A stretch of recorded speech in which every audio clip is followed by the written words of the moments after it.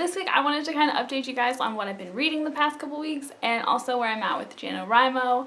I definitely didn't expect to already have 7 books read, and we're only on, what, week 3 of January? But I will say that my writing has kind of been suffering a little because I've been so wrapped up in these stories that I've been reading, but I absolutely love them and I wanted to share them with you. So here we go. So these are the books that I've been reading this month. I'm gonna put them all right here and then I'm gonna tell you all about them. Okay, so first thing, usually I'm not a romance book kind of reader, and I kind of stumbled upon this book called One Night by Monica Murphy on accident. I was going through the books just to see what was there, and it was one of the freebies. So I was like, okay, I'll download it and try it when I'm done with whatever I was working on. And I think I actually bought it back in December when I was still working on my Christmas reads. So I got it and I hadn't read it yet. And then I read it and I couldn't stop. So I'm going to read you the synopsis for this, and then there's 2 books right now that follow called Just Friends and then More Than Friends, which are both written by different POVs. So One Night kind of switches around from all the characters' POVs, so I'm going to read that to you.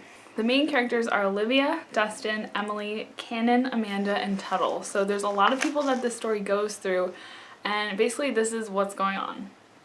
So Olivia, who's leaving for her dad's in Oregon tomorrow, so she plans on having the time of her life tonight with her best friends. Dustin, who wishes Livy could see how much she means to him, one of her best friends, and Emily, her other best friend, who's trying to get her best to get with someone, anyone.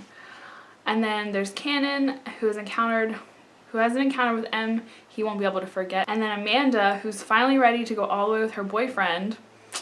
And then Tuttle, who discovers the girl he's always secretly liked just might like him back. So that story basically, like, it was a prequel after Just Friends and More Than Friends were written, I think. And I actually read it first because it was the one that I came across first. And then I bought Just Friends and More Than Friends and like sped read through those.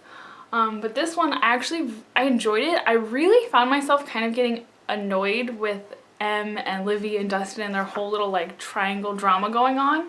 But I really, really liked the storyline between Amanda and Tuttle. And so I read that and I really enjoyed their parts, but I wanted more. And then I got Just Friends, which is told from Livy's point of view, Olivia. And she basically comes back after the summer from Oregon, and she comes back to Dustin and Em and this new guy that Em's been hanging out with named Ryan. And it kind of like snowballs for her relationship on if she's with Dustin, is she not with Dustin. Her and Em's friendship is kind of on the rocks because some stuff happened while she was gone. And then this new guy named Ryan, who like has been hooking up with her best friend, but he's like subtly hitting on her like the whole time. So it's just this huge like drama mess, and then towards the end we kind of bring more of Amanda and Tuttle in, and then More Than Friends is from Amanda's point of view, and it kind of flips back and forth between her and Tuttle, and I absolutely loved that book. Like, it was probably my favorite out of the series so far because you have just their POVs, because like all the drama between the other 3 is like done and you just have Amanda and Tuttle, and it's like, ah. But of course it's not perfect and there's drama and it's great. I read those and then I was like craving more, and I'm pretty sure there's going to be another one in the series, but I have no idea when it's going to be out. So I was like trying to like bide my time, and I ended up getting a book by Monica Murphy called Daring the Bad Boy, which is about a girl who goes off to summer camp. She'd never really been before, but it was something new for her to get away for the summer, and she ends up just like, she's really shy and quiet and she wants to like venture out and be someone she's not, kind of, and like be really like outgoing and stuff. And so her like goal is she sees like the cutest boy in camp that everyone talks about, and she's like, oh, like I want him, but she's afraid of swimming and he's always hanging out by the water, so she's like, I have to learn how to swim. So she ends up like convincing one of the counselors, who's like, he's like junior counselor, so he's near their age, that he needs to help teach her how to swim. Like, she kind of tricks him into helping her, and then stuff happens and it's amazing. And I really, really liked this book too. I think I would have liked it more maybe if I read it before the More Than Friends series, just because it's a standalone, so you don't get as much with the characters. But it's still good on its own. I was so like, I guess I just liked the characters from More Than Friends so much. It was hard to like not be reading about them anymore. I finished reading a book yesterday called Taking Chances by Molly McAdams, and it literally is like one of the most heart-wrenching stories I think I've ever read. And like halfway through, like it's pretty long, like not super long. I mean, it's like 300-ish pages, I think. At least the way it was laid out on my Nook it was. And it's basically about these three characters. You have this girl named Harper who she's lived with her father her whole life. He's in the Marines. He's very like no emotion kind of thing, and her mom died giving birth to her, so it's just been her and her dad her whole life, and she kind of just wants to get away from her life that she's had, and so she literally moves to the other side of the country, starts college, and she gets there, and her roommate Bree, she invites her to a party the first, like before school starts. Her brother and his friends always have parties for school, so she invites her to go to this party with her, and she gets there and she keeps seeing this guy, like every time she sees him he's with a different girl, but there's just something about him, isn't there always? So then come to find out, Chase Grayson, he is her roommate Brianna's brother, and of course she's freaking out about it. But because this girl, because Harper had never, she always lived with her dad, she grew up with a bunch of guys who were Marines, she was very like much a tomboy, no makeup, no like girly clothes, she was very much pure, and that basically gets out like the first night she's with all these guys, and they're like kind of laughing at her like, oh my gosh, and like Bree, she told and she got drunk and she let it slip, so Chase, doing the chivalrous thing, kind of like traps her in his room, like, I'm not gonna let those guys try and like take away your pureness, like, because of course, I mean, a bunch of guys find out you've never even kissed anybody and you're like 18, of course they're all half drunk and they're gonna try to kiss you, and just anyway. So he's really sweet, he pulls her into his room and she's being very like, don't touch me, I don't like you, I think you're a man whore, like whatever. So she doesn't want anything to do with him. So basically he tells her to sleep in his bed, whatever. He tells his sister she's on her own because she's a drunken mess and she just like completely embarrassed her new roommate. He leaves her out to fend for herself in the house, and so Harper finally, she concedes, she gets in his bed, she goes to sleep, but then he sits in his bed too, and she's like, whoa, what are you doing? And he's like, it's my room, like, I'm not gonna just sleep on the floor. So she's stubborn, she moves to the floor. Of course he picks her up, throws her back in the bed, and he's like, all right, princess, like, I'm gonna put a pillow wall, like, I won't touch you, I promise. And it basically snowballs from there. But of course Chase, his character, he's very much like, I don't want a relationship, I just want to hook up, whatever, guy thing.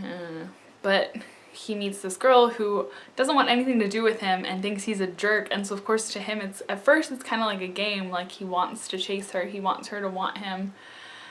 But then he's like slowly realizing that it's more than that, but he keeps kind of denying it.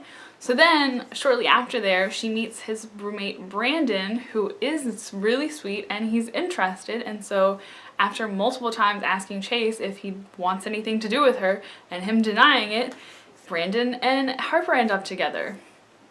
So they end up together. Chase is like super sad and upset about it and super jealous. And it kind of just snowballs from there. And the story, like, I got halfway through it and I really wanted to like throw my Nook across the room. I was so mad. But it's such a good story. I don't really want to spoil too much more of it for you. But there is another book called Stealing Harper, which is actually from Chase's point of view. So it's basically like the whole beginning of Taking Chances, but it's from Chase's point of view. And it was just really nice to get his side of the story. But if you're gonna read them, you need to read Taking Chances first, because if you read Stealing Harper first, it's gonna ruin Taking Chances for you. So yeah, it's, I spent like, I don't want to tell you because it'll ruin it. But I really, really liked this book, and if you want a book that is full of like drama and heartache and just so many curveballs, like, I don't even... yeah, but you should check it out. So Taking Chances and Stealing Harper by Molly McAdams. Apparently there's a third one in the series called Trusting Liam, but it doesn't have anything to do with any of the characters, I don't think, from these two, and I just don't know if I want to read it or not, so I think I might hold off on that one. But yeah, it was really good. The next book I read before that was The Trouble with Goodbye by Sarra Cannon. The main character, Leanne, something happens to her up at her school in Boston, so for the summer she decides to go back home and spend time with her family and just kind of get away from everything that's going on. And the first night she drives back into town, she almost hits a deer and runs into a tree. And this guy named Knox Warner comes and kind of rescues her, and it's a very small town, so it was very strange for her because she wasn't sure who he was because she didn't know him because he had come into town as soon as she left. But she comes back into town, she tries to fit back in with all of her friends that she hasn't really talked to in a few years, and she finds it very difficult to fit back into this little bubble that she had left. And Knox kind of is there to help her fix herself, I guess. No, not fix herself. I guess, so Knox is kind of there and helps her like re-find herself, which is kind of nice. I really liked this story, but I've been so engulfed in these like series lately, just reading standalones wasn't as good, I guess. This one is a series, like there's other ones, but they're all different POVs from other characters that I wasn't really sure that I wanted to go into, so I haven't read any of the other ones yet, but there are, I think, 2 or 3 more in this series. Last few that I've been reading, I just like have been reading them and I get like stuck in them and then I can't stop and it's terrible. I need like to breathe and not read anything else the rest of the month because I need to finish this story. So speaking of my NaNoWriMo story, the last time I counted, I was at almost 12,000 words and I have like 12-ish pages of written stuff that I need to type up and then put in. So I think the goal for today is supposed to be like 25 or 28,000. So I don't really know where exactly I'm at, but I still feel like I'm in a good enough place to actually do this, hopefully. But I really have been enjoying like writing and reading so much. This month has been really good as far as just feeling like I'm being very involved in like creative things. Like all the stuff that I've been reading, I just keep getting other ideas like, oh, I want to write this, I want to write this. So I've kind of been jotting like little notes about that, but I've been so wrapped up in these series that I've been reading, especially the last one, Taking Chances. It's just been like, I literally would come home and just sit and read like all day. I haven't watched like any of my shows in like days, which is crazy for me because I'm always on top of my shows, and most of them have just come back on because they've all just started back, and I'm super behind on those too now. So yeah, it's been a really good few weeks for reading and writing, and everything's going really great. But next Tuesday, I'm going to tell you guys where I'm at completely with NaNoWriMo, and hopefully I will be back here telling you that I've won. But yeah, I hope you guys have an amazing week. I hope you have an amazing day, and I will see you next Tuesday. Bye!